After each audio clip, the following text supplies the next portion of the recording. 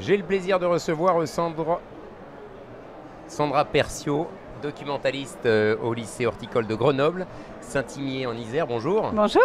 Une première question, vous avez participé au concours Apprendre avec les pros. Pourquoi?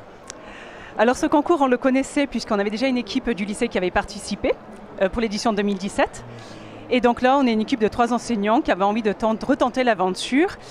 Alors pour nos élèves, on pensait que participer à un concours, ça pouvait dynamiser la formation et les valoriser. Parce que le public qu'on a, ce sont des bacs pro, ce sont des élèves qui sont motivés mais qui ont des fois pas forcément confiance en eux. Et participer à un concours, c'est valoriser, exactement. Ils vont faire un chantier qu'ils ont à cœur de faire. Et si on pouvait gagner le concours, parce qu'au départ on ne savait pas qu'on allait gagner, voilà, c'était un challenge pour eux, c'était un défi. Et qu'on s'apprêtait à relever, ils l'ont relevé et ils l'ont bien relevé, oui, c'est clair. Le concours, il consistait en quoi? Alors le concours Junior Horticole, c'était un concours qui était assez contraignant parce qu'en fait, il fallait faire un chantier. Il fallait faire un chantier avec un professionnel et en partenariat avec une collectivité. Qu'est-ce que c'est qu'un chantier? Moi, j'y connais rien. Alors voilà, un chantier, donc nous sommes en aménagement paysager. Donc nous l'avons orienté avec une école qui est l'école primaire de la Terrasse, c'était notre partenaire au niveau de la collectivité.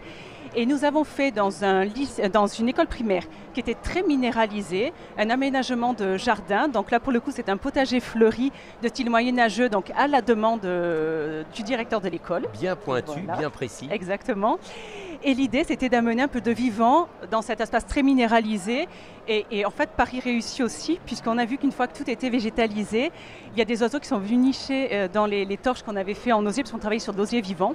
Magnifique, on avait fait également des hôtels à insectes, donc bien placés, ensoleillés. Comment amener de la nature fait venir la nature d'une certaine façon. Exactement. Et le fait de travailler avec cette école, ça a été super aussi pour nos élèves, toujours qui sont en manque un petit peu de confiance.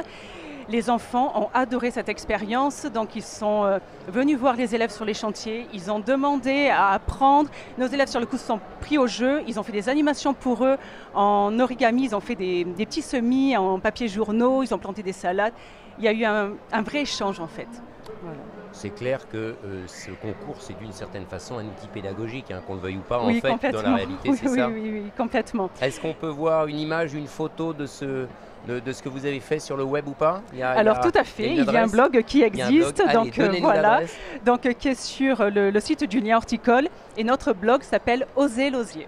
Parfait. Voilà, merci. Donc réalisé par les premières bacs pro aménagement paysager du lycée horticole de Saint-Imier. Merci beaucoup. Voilà. Et je vous en prie.